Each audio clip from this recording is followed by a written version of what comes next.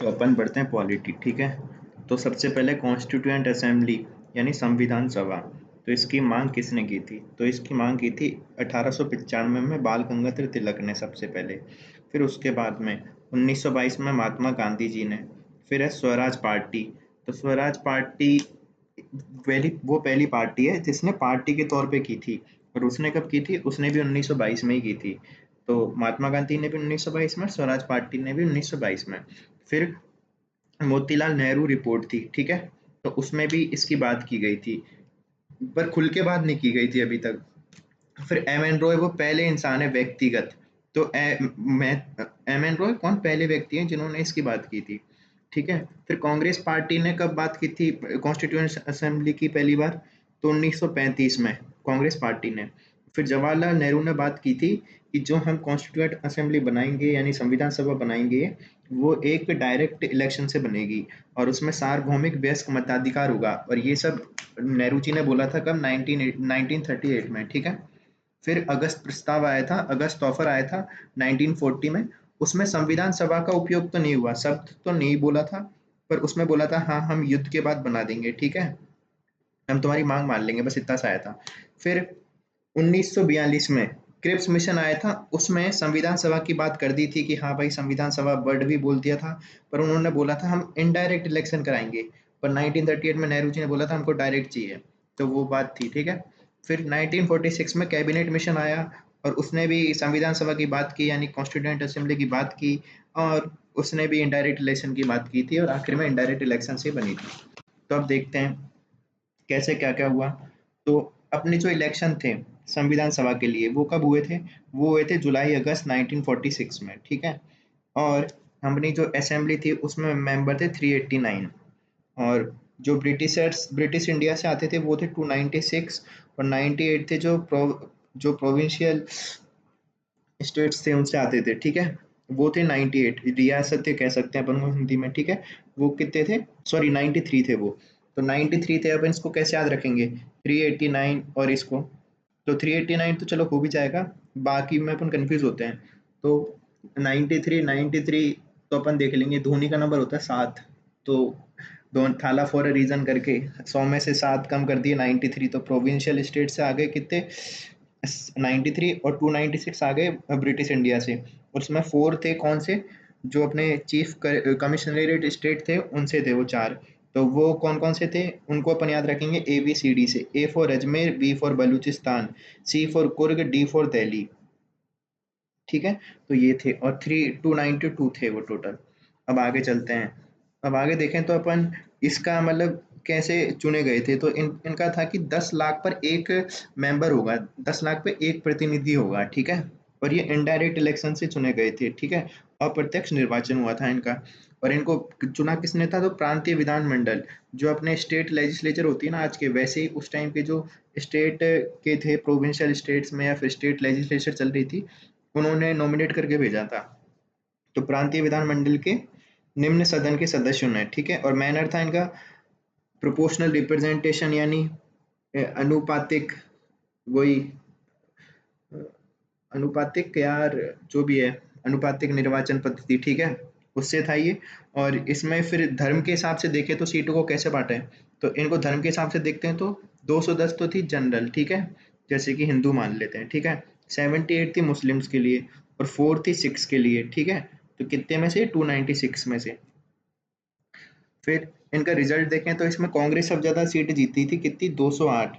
और इसमें मुस्लिम लीग जीती थी 73 और निर्दलीय जीते थे 8, ठीक है।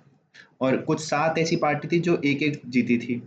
तो अपन कह सकते हैं ये बहुदलीय मतलब अपनी वो थी। फिर अपन आगे बोलेंगे वुमेन। वुमेन का क्या रोल था? तो 15 औरतें यानी 15 वुमेन जीती थी, जिसमें कुछ मेन मेन अपन याद रखेंगे। एक तो दक्षिणी वेलायुधन थी, दक्षिणी वेलायुधन। फिर एक थी एनी मस्करिन। अब एनी मस्करिन क्यों इंपॉर्टेंट है? तो ये रियासत रियासत है ना, उससे आने वाली एकमात्र वुमेन थी, किसी रियासत ने भेजा था इसको, ठीक है। और फिर ऐसे ही सुचेता कृपलानी थी, सरोजनी नायडू थी, कमला नेहरू थी, ठीक है। तो एनी मस्करिन कहाँ से थी? त्रावणकोर से, ठीक है। तो अपन कह सकते हैं अपनी इन सबसे कि अपनी जो संविधान सभा थी वो मल्टी पार्टी बॉडी थी। फिर इसमें विशेष क्या है? तो इसमें विशेष देखते हैं। तो इसमें सर्वाधिक सदस्य थे संयुक्त प्रांत से, यानी कि यूपी से, जो संयुक्त संयुक्त प्रांत तो नहीं, हाँ मतलब संयुक्त प्रांत हुआ करता था उस टाइम पे, तो उसमें से 55 थे। ठीक है, फिर रियासत, कोई रियासत से अगर देखें इंडिया के लेवल पे तो उसमें मैसूर से थे 7 सदस्य, और अगर राजस्थान के लेवल पे देखें तो उसमें से जयपुर में से 3 सदस्य। ठीक है, तो ये सब था।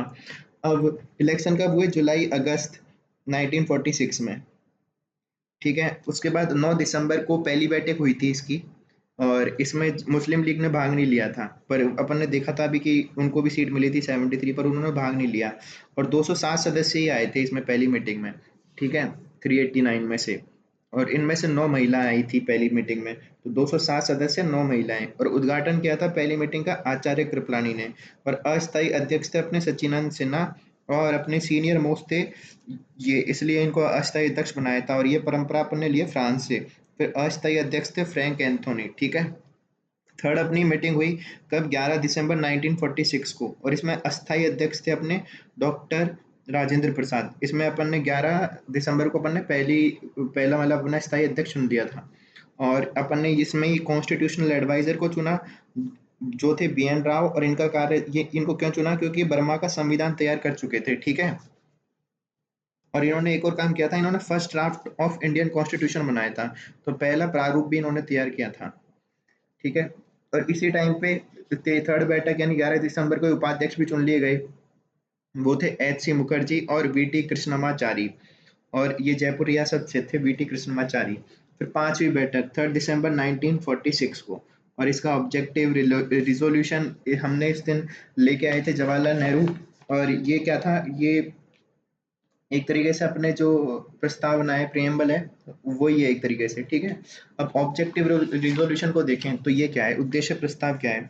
तो ये जवाहरलाल नेहरू लेके आए थे, कब लेके आए थे? 13 दिसंबर को, और इसको पास किया था 22 जनवरी 1947 को। ठीक है, अब इसके उद्देश्य क्या थे? तो इसका उद्देश्य था ऑब्जेक्टिव रिजोल्यूशन का कि एक स्वतंत्र, संप्रभु और गणराज्य बनाना है भारत को। स्वतंत्र, संप्रभु और गणराज्य। स्वतंत्र क्यों? उस टाइम पे स्वतंत्र नहीं हुआ था। संप्रभु यानी कि सर्जन नहीं थे हम, और रिपब्लिक बनाना था। तो स्वतंत्र, संप्रभु, गणराज्य, इंडिपेंडेंट, सॉवरेन और रिपब्लिक। फिर कौन कौन होगा? तो अपन ने बताया था इस इसके ऑब्जेक्टिव रिजोल्यूशन में कि ब्रिटिश इंडिया वाले होंगे, फिर प्रिंसली स्टेट वाले होंगे, और जो अपने, जो भी कोई और कोई ज्वाइन करना चाहे वो होंगे। ठीक है, फिर इसमें स्टेट्स कौन होंगे? सॉरी, स्टेट्स को क्या क्या चीजें बोली थी? तो स्टेट्स को बोला था कि ऑटोनॉमी देंगे हम, उनको स्वायत्ता देंगे, और अवशिष्ट शक्ति यानी रेसिड्यू पावर भी हम किसको दे देंगे? स्टेट्स को दे देंगे। ठीक है, फिर उसके बाद सोर्स, सोर्स ऑफ पावर क्या है? तो इसमें बताया था हम, यानी मैं, मतलब पब्लिक है, इन्होंने ये बताया था source of power objective resolution में। अब सिटीजन्स को इन्होंने क्या क्या दिया? तो सिटीजन्स को दिया इन्होंने इक्वालिटी। अब इक्वालिटी किस चीज की दी? प्रतिष्ठा की, अवसर की, और विधि के समक्ष की। तो ये विधि के समक्ष वाली है, ये नहीं है प्रस्तावना में। तो कौन कौन सी है? प्रतिष्ठा की और अवसर की। फिर जस्टिस दिए इन्होंने 3, वो जो जो कि अपने प्रस्तावना में, सोशल, इकोनॉमिक और पॉलिटिकल। फिर लिबर्टी दी इन्होंने कौन कौन सी? एक तो दी विचार की, अभिव्यक्ति की, धर्म की, विश्वास की, उपासना की। तो ये तो हो गए पहले क्या, ये तो एक तरीके से वो ही हो गए जो प्रस्तावना में है, पर इसके अलावा 3 और थे, संघ की, कार्य की और व्यवसाय की। अब अपन इनको याद कैसे रखेंगे? तो जैसे पहले हमारे दिमाग में आता है विचार, फिर अपन उस विचार की अभिव्यक्ति करते हैं। ठीक है, फिर अभिव्यक्ति करते हैं, फिर हमने जैसे कि हमारे विचार आया कि भाई ये है ना, मतलब एक स्टोरी बनाते हैं कि कोई धर्म है, उसको अपन को मानना है, तो कैसे मानेंगे? अपने दिमाग में आया ये वाला विचार। ठीक है, फिर अभिव्यक्ति, यार ये वाला अच्छा हो सकता है, फिर अपन उस धर्म को मानेंगे। ठीक है, फिर उसमें विश्वास करेंगे। ठीक है, नहीं तो अभिव्यक्ति फिर विश्वास, विश्वास अभिव्यक्ति के, यार मेरे को ये अच्छा लग रहा है, उस पर विश्वास हुआ, फिर उस धर्म को अपन मानेंगे, फिर उपासना करेंगे। तो लिबर्टी में आगे कैसे? विचार, अभिव्यक्ति, विश्वास, धर्म, उपासना की। ये तो हो गई जो अपने प्रियम्बल में है, पर इसमें 3 एक्स्ट्रा थी, संघ की, कार्य करने की और व्यवसाय की। ठीक है, तो पहले तो अपन संघ बनाएंगे, फिर उसमें व्यवसाय करेंगे और कार्य करेंगे, मतलब संघ बनाएंगे, कार्य करेंगे और व्यवसाय होगा। ठीक है, तो ये थी तो लिबर्टी, इक्वालिटी और जस्टिस। अब समितियां देख लेते हैं। तो अपनी कौन कौन सी समितियां थी इंपॉर्टेंट संविधान सभा के टाइम पे? तो एक थी संघ, जवाहरलाल नेहरू ने कौन कौन सी करी थी हेड, वो देखते हैं पहले।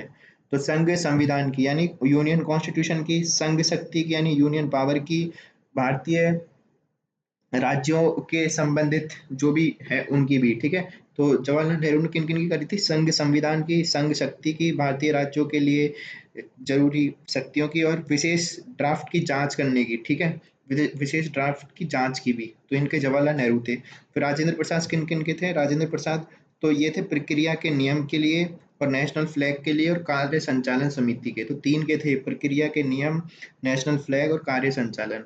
फिर अपने जो सरदार वल्लभ भाई पटेल हैं वो थे प्रांतीय संविधान के लिए, ठीक है। और इन्हीं के अंडर में तीन और थी, तो एक फंडामेंटल राइट की, माइनॉरिटी की और ट्राइब्स की। पर इनसे ये हैंडल नहीं हो पा रही थी कि बहुत ज़्यादा लोड था, तो इन्होंने इनको किसी और को भी दे दिया था। तो फंडामेंटल राइट वाली दी थी जेवी कृपलानी को, माइनॉरिटी वाली दी थी एच सी मुखर्जी को, और ट्राइब्स वाली दी थी असम के लिए तो गोपीनाथ बारदोलोई को, और अन्य भारत के लिए थी एवी ठक्कर को, ठीक है। फिर एक संविधान सभा की कार्य समिति, यानी कि संविधान सभा क्या क्या कार्य करेगी, तो उसका हेड बनाया था मावलंकर को, जीवी मावलंकर को, ठीक है। तो ये भी एक याद रखनी है अपन को। फिर उसके बाद जो सबसे इम्पोर्टेंट समिति आती है प्रारूप यानी ड्राफ्टिंग समिति। तो इसका गठन किया था 29 अगस्त 1947 को, और इसने अपनी प्रथम पाठन किया था 4 नवंबर 1948 को, और इसका कब मतलब पारित कर दिया था इसने अपने उसको प्रारूप को, तो 26 नवंबर 1949 को। इसके सदस्य कौन कौन थे? डॉक्टर अंबेडकर इसके चेयरपर्सन थे, फिर थे गोपाल स्वामी, ठीक है, अयंगर, अल्लादी कृष्ण स्वामी, ठीक है, और मोहम्मद सादुल्ला, के एम मुंशी, और एक थे आर एल मित्र। तो सॉरी ये मित्र थे, है ना, बी एल मित्र जो भी हैं, ठीक है। तो इनकी जगह कौन आ गए थे? एन माधव राव, ठीक है। तो अपन कैसे याद रखेंगे मित्र किन के हैं, है ना, मित्र तो माधव सबके मित्र हैं एक तरीके से। फिर एक थे डीपी खेतान, तो इनकी जगह आ गए थे कौन? कृष्णमाचारी, टीटी कृष्णमाचारी। तो अपन कैसे याद रखेंगे कि खेतान चले गए थे और उनकी जगह टीटी कृष्णमाचारी आ गए थे? तो याद रखेंगे खेत में टीटी अपन को निकाल देता है अगर टिकट नहीं लेके जाते, ठीक है। तो खेत में निकाल देगा तो टीटी आ जाएगा, टीटी आएगा तो खेत में उतार देगा, ठीक है। तो टीटी कृष्णामाचारी आ गए किसकी जगह? डीपी खेतान की जगह। मित्र, बी एल मित्र की जगह एन माधव। फिर के एम मुंशी थे, मोहम्मद सादुल्ला थे, अल्लादी कृष्ण स्वामी थे और गोपाल स्वामी थे, ठीक है। और इसमें कांग्रेसी कौन कौन से थे? कांग्रेसी तो ये थे, पहले तो के एम मुंशी थे सबसे पहले, और बाद में एक और आ गए थे कौन? टीटी कृष्णमाचारी। अब इसमें कितने हस्ताक्षर हुए थे? इसमें जब ये पारित हुआ था प्रारूप, ये 26 नवंबर 1949 को, तो इसमें 284 सदस्यों ने हस्ताक्षर किए थे, और इसमें जो भी निर्णय लिए गए थे वो सहमति से लिए गए थे, ठीक है। तो अपन ने देख लिया पूरा। अब एक बार वापस देखते हैं। तो जुलाई अगस्त में इलेक्शन हुआ, 9 दिसंबर को पहली मीटिंग हुई, 11 दिसंबर को दूसरी बैठक हुई जिसमें अपन ने अध्यक्ष चुन लिए, 13 दिसंबर को अपना वो आ गया था कौन सा उद्देश्य प्रस्ताव, 22 जनवरी को वो पारित हो गया था, 22 जुलाई 1947 को ही फिर राष्ट्रीय ध्वज और स्वीकृति कर ली थे, ठीक है, राष्ट्रीय ध्वज स्वीकृत कर ली था। फिर 15 अगस्त 1947 को अपना देश आज़ाद हो गया, तो उस दिन संप्रभु देश बन गया अपना एक तो।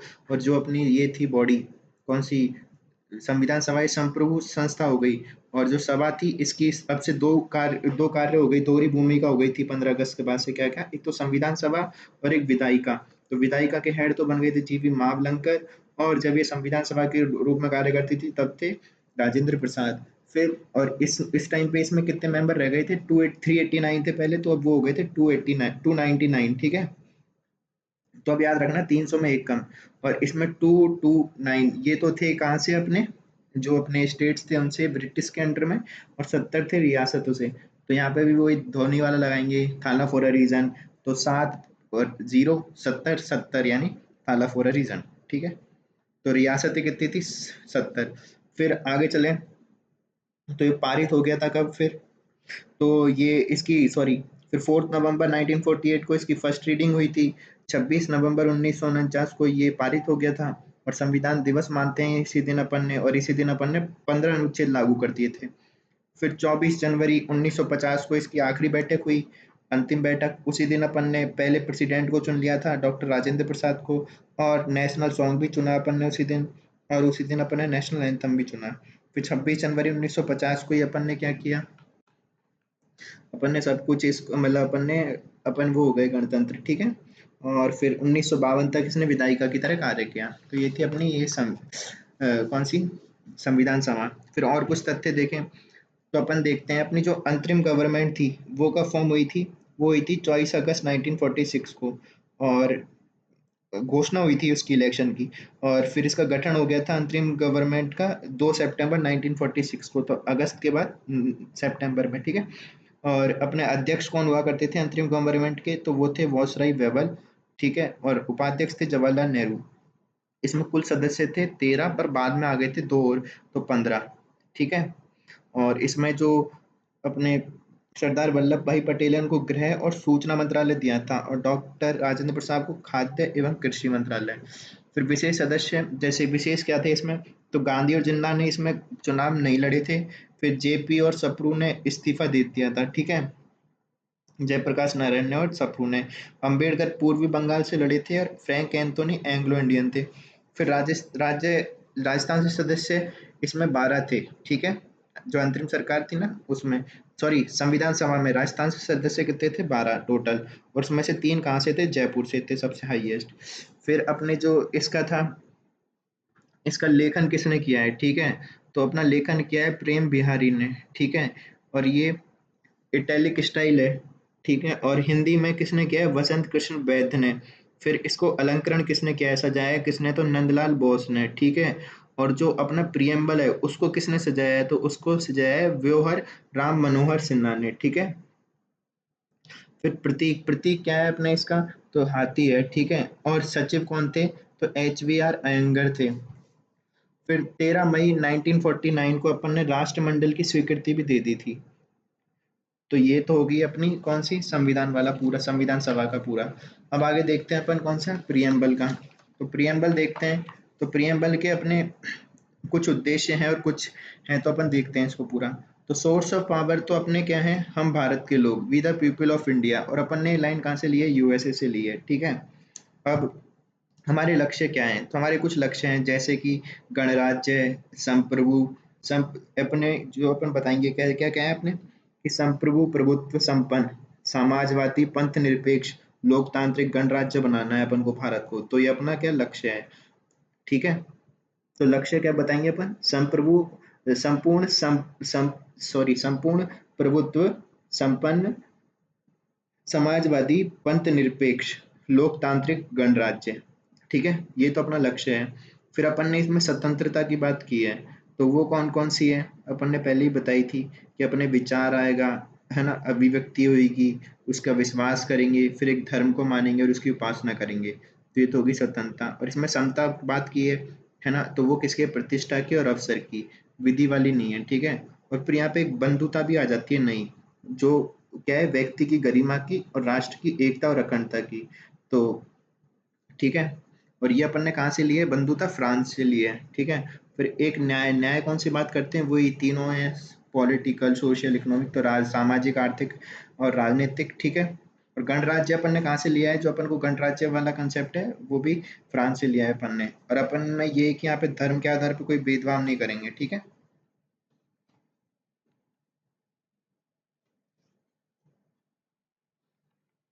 फिर आगे देखते हैं। तो अपन ने वही, जैसे नागरिक को क्या क्या मिलेंगे वो अपन ने बता ही दिया। तो फिर आगे, तो अपन ने इसको 26 नवंबर 1949 को विधि, इसको अपन ने कौन सी, मार्गशीर्ष शुक्ल सप्तमी संवत विक्रम को इसको अपना लिया था। तो 26 नवंबर 1946 को अपनाया था। पर अगर वैसे अपन देखें तो मिति मार्गशीर्ष शुक्ल सप्तमी संवत विक्रमी 2006 होगी, ठीक है। और ये अपन का भारतीय कैलेंडर क्या है, अगर भारत का राष्ट्रीय कैलेंडर देखे तो शक कैलेंडर है, ना कि ये है, ठीक है। विक्रम संवत वाला नहीं है, शक कैलेंडर है, ठीक है। फिर अपन को देखना है संविधान सभा, संविधान का, सॉरी, ये अपनी प्रस्तावना है, क्या संविधान का भाग है, नहीं है, क्योंकि अपन प्रस्तावना पढ़ रहे हैं अभी। तो बेरूबाड़ी में तो बोला था नहीं है, केशवानंद भारती वाले में बोला था है। तो पर ये इफेक्टिव नहीं है एज आर्टिकल, संसद को शक्ति देता है, किस चीज की, किसी चीज की शक्ति देता है, नहीं देता।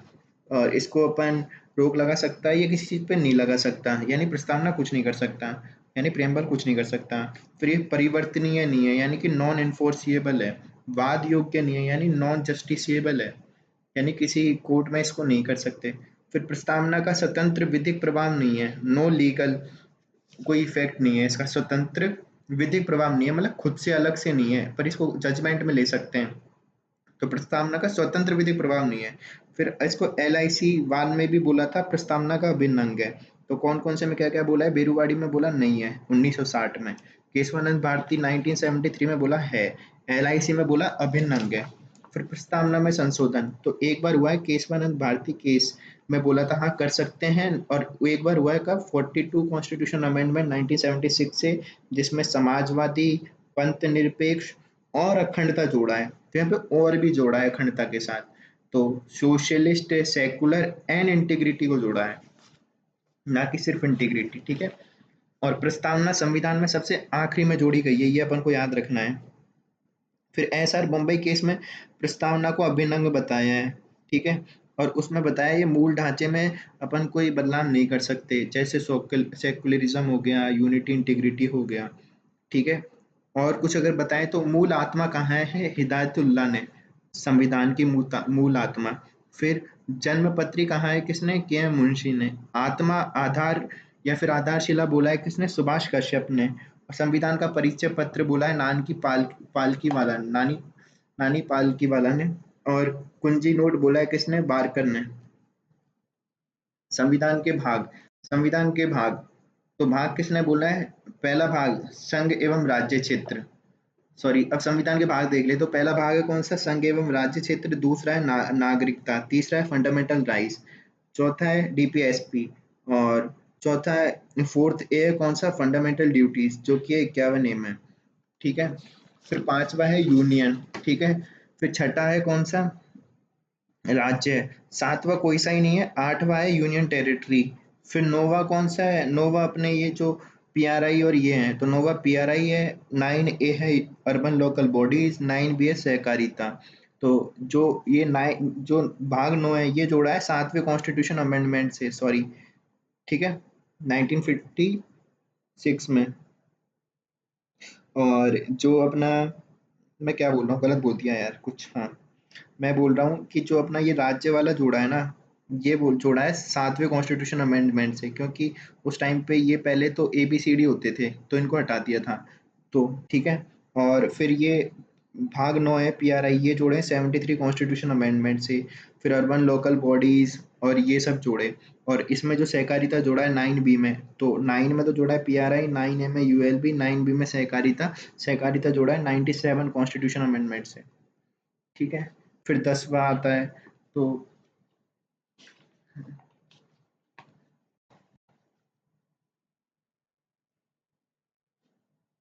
फिर भाग 10वां है, तो भाग 10वां क्या है?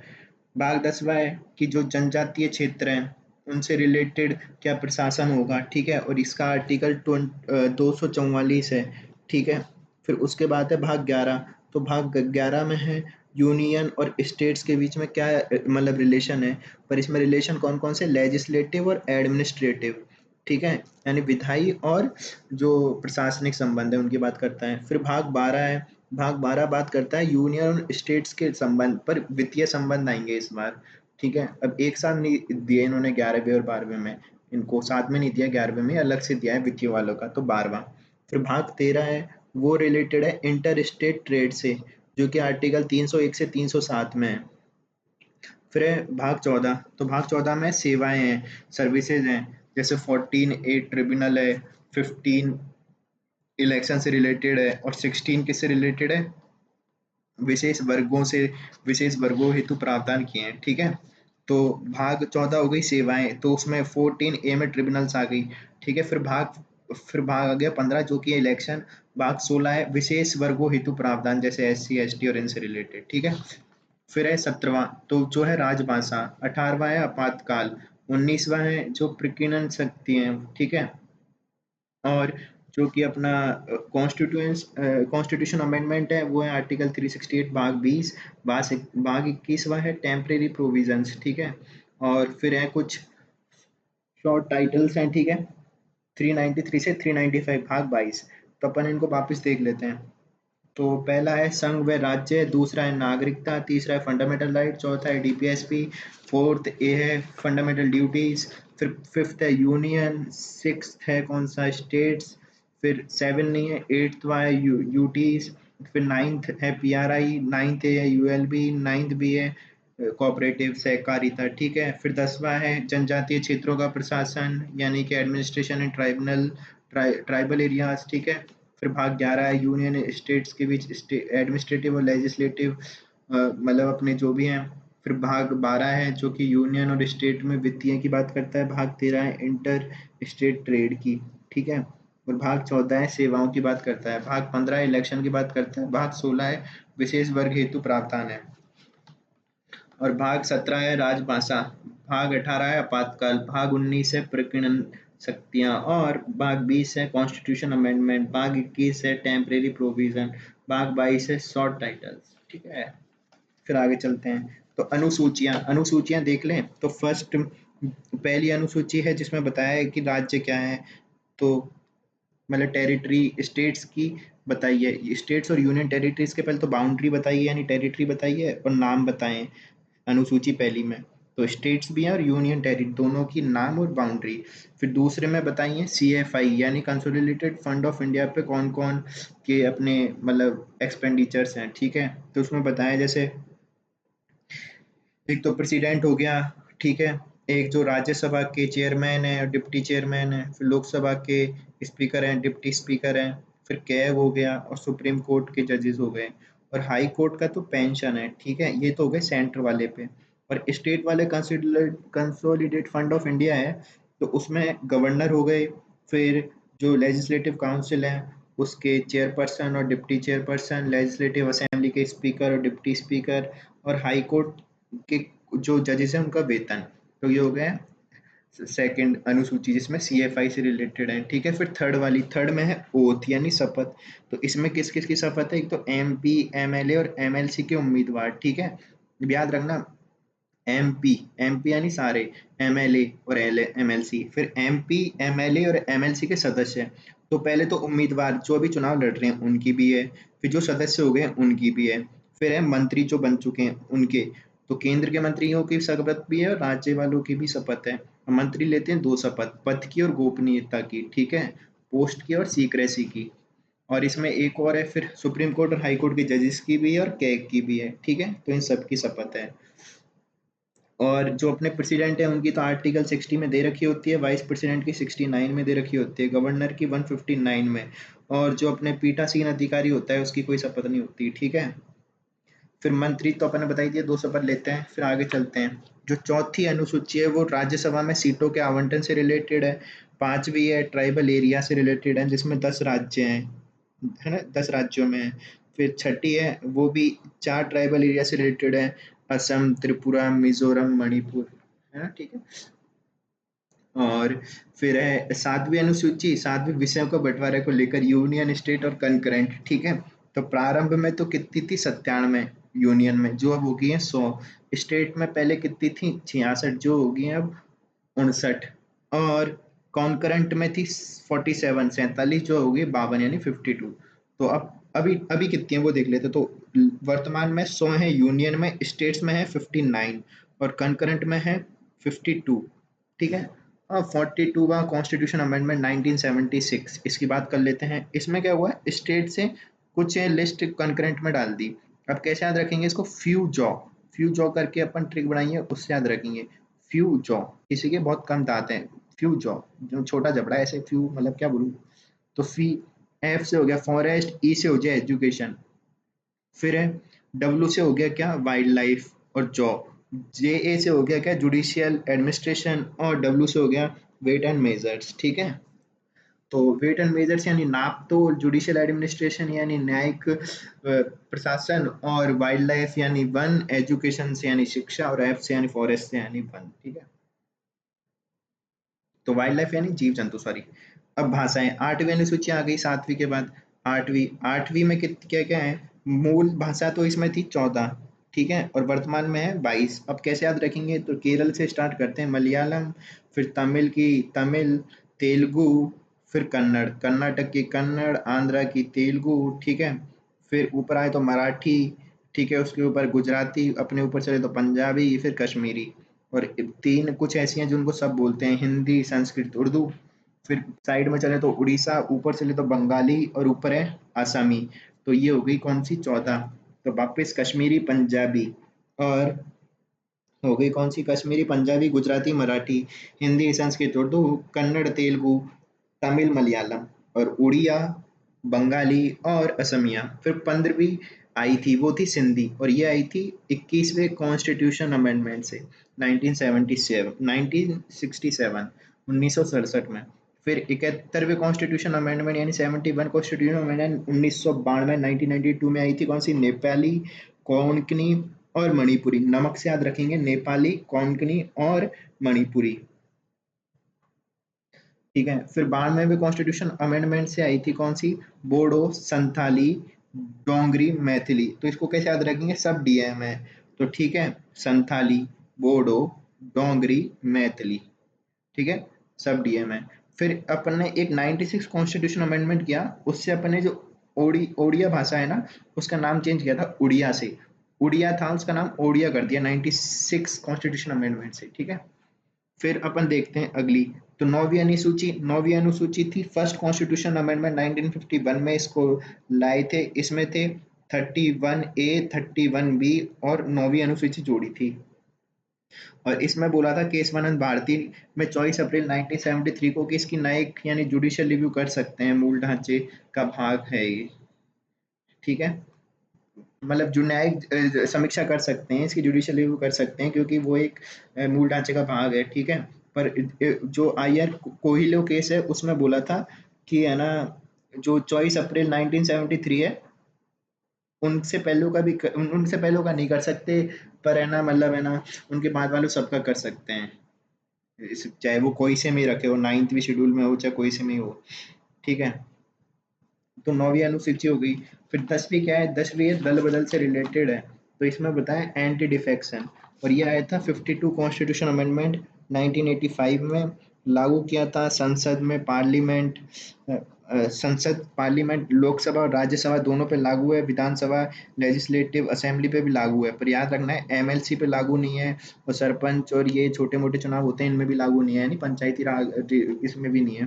ठीक है, पंचायती राज में भी। फिर इसके प्रावधान क्या है? तो सदस्य पार्टी बदल सकता नहीं है। ठीक है, तो उस पे अगर सदस्य ने कोई पार्टी बदली तो उस पे लग जाएगा। फिर निर्दलीय अगर कोई पार्टी ज्वाइन करता है तो उस पे भी लग सकता है। ठीक है, और इंडिपेंडेंट है ना, निर्दलीय है। फिर नॉमिनेटेड मेंबर है कोई, तो वो 6 महीने बाद अगर कोई पार्टी करता है ज्वाइन तो उस पे भी लग जाएगा। 6 महीने पहले करेगा तो कोई दिक्कत नहीं है। फिर विप के अगर निर्देश का पालन नहीं करे और 15 दिन में अगर माफी नहीं मांगे तो फिर उनको भी कर सकते हैं। ठीक है, उनकी सदस्यता चली जाती है। और इसमें जो लोकसभा स्पीकर और विधानसभा के स्पीकर हैं उन पर लागू नहीं होता ये। और अपवाद भी है इसके कुछ, जैसे 2/3 सदस्य एक साथ पार्टी छोड़ देंगे तो पार्टी टूट जाती है, सदस्यता नहीं जाती उनकी। ये किसमें बोला था? 91 कॉन्स्टिट्यूशन अमेंडमेंट 2003 में बोला था। ठीक है। और जो निर्णय लेते हैं लोकसभा के और विधानसभा के स्पीकर, राज्यसभा के चेयरमैन, इनको चैलेंज कर सकते हैं। ये किसमें बोला था? कियोतो होलोहान केस में बोला था ये। ठीक है। फिर 11वीं अनुसूची जोड़ी 73वें कॉन्स्टिट्यूशन अमेंडमेंट से, जिसमें पीआरआई है। इसमें 29 सब्जेक्ट हैं और राजस्थान में सिर्फ 22 ही ट्रांसफर किए हैं। फिर है 12वीं अनुसूची, जो कि 74वें कॉन्स्टिट्यूशन अमेंडमेंट से जोड़ी है, और इसमें अर्बन लोकल बॉडीज हैं। इसमें 18 विषय हैं, 18 सब्जेक्ट हैं। ठीक है, तो अपन वापस से देख लेते हैं सारी अनुसूची। पहली में स्टेट और यूटी के नाम, बाउंड्री है। दूसरी सीएफआई से रिलेटेड है। तीसरी किससे रिलेटेड है? शपथ से। चौथी है राज्यसभा की सीटों से। पांचवी है ट्राइब से। छठी है वो असम मेघालय वाले 4 स्टेट्स हैं उनसे। सातवीं है विषयों का बंटवारा। आठवीं है भाषाएं। नौवीं है अपनी 9वीं अनुसूची। फिर 10वीं है एंटी डिफेक्शन। 11वीं पीआरआई और 12वीं अर्बन लोकल बॉडीज। अब इनको कैसे याद रखेंगे? तो टीयर्स ऑफ ओल्ड पीएम करके एक ट्रिक होती है, उससे याद रखेंगे।